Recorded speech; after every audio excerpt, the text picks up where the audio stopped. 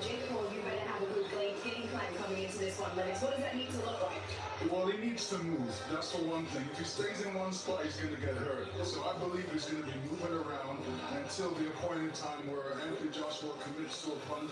And then Jake is going to throw some punches. But I don't see him really hurting Anthony Joshua. So we're going to have to see. We've seen him hurt other people, though, right? We've seen him hurt Nate Robinson, Tyron Woodley. Welcome, guys, to the live chat. The watch along for Jake Paul versus Anthony Joshua.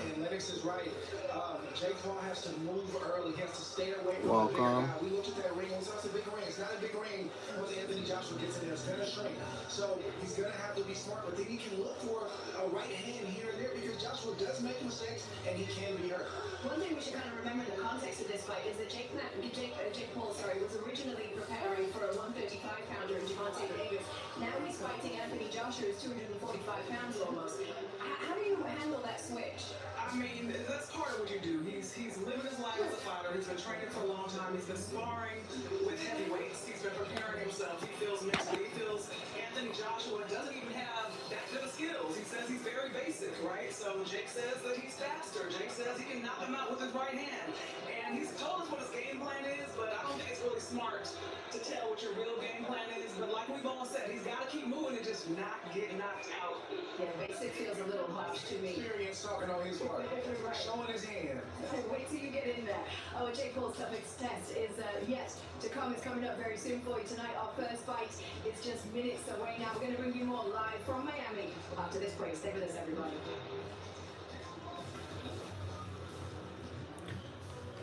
So briefly, let's just talk about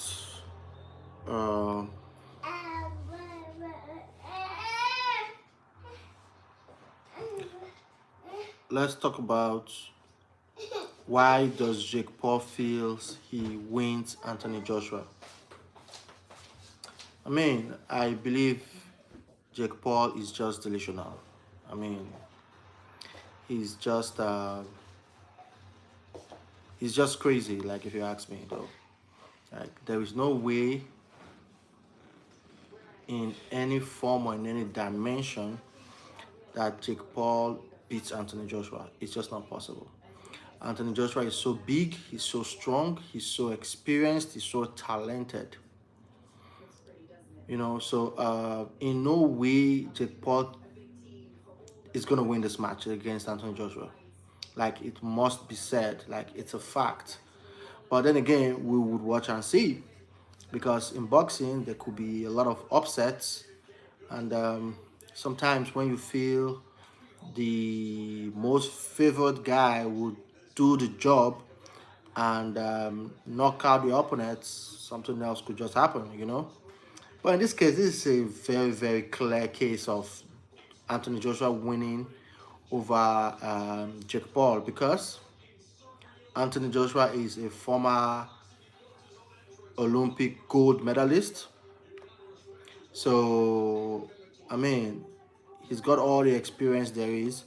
And also, he's a two-time world heavyweight champion.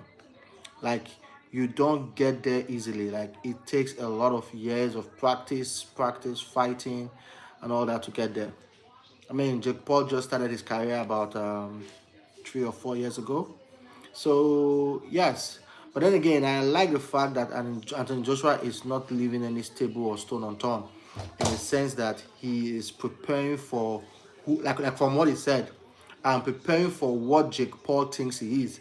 So if Jake Paul thinks he can beat Anthony Joshua is preparing for that kind of Jake Paul. Even though that Jake Paul is delusional, Anthony Joshua is preparing for him. So in other words, Anthony Joshua is going to be preparing for a very talented Jake Paul. And we know that Jake Paul does not even reach that level at all. So anyways, what are the keys to victory? What are AJ's key to victory? Number one, I believe AJ's key to victory is the fact that he's experienced.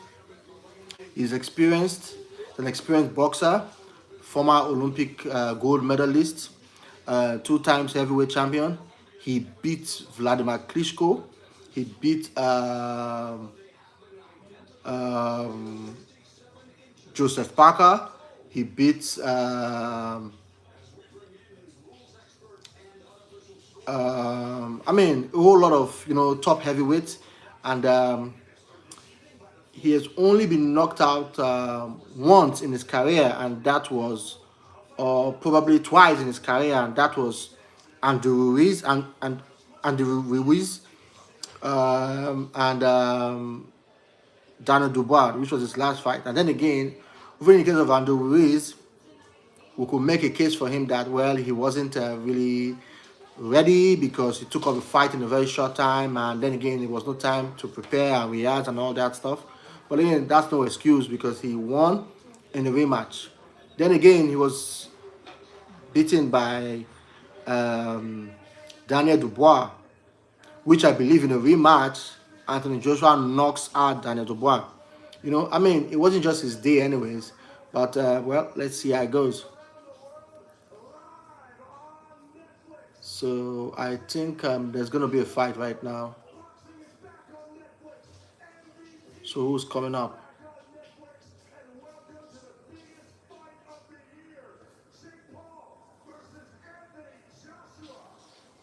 So one last thing before we watch the first match is I just want to answer this question and debate. Prediction of the game. Like I had said earlier, I 100% believe that Anthony Joshua knocks out Jake Paul in round 3. Like, if I were Anthony Joshua, if not because of the a lot of boxing fans and enthusiasts, I mean, a lot of boxing fans want Anthony Joshua to knock out Jake Paul in round 1. Yeah, I mean, according to Joshua, if that comes, yes, it comes, no problem. Well, but then again, I want a situation where I see, to be honest, a 7 to 8 round fight. The reason is because I want Joshua to punish Jake Paul. I believe there is no round out of 8 rounds, even if they go for a whole 8 round, there is no round that Jake Paul would win.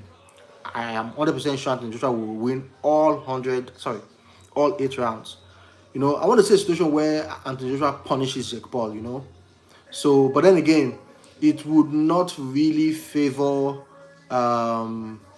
what the boxing fans want. They want a situation where the most experienced guy demolishes the less experienced guy, right? Which is Anthony Joshua knocking the hell out of Jake Paul.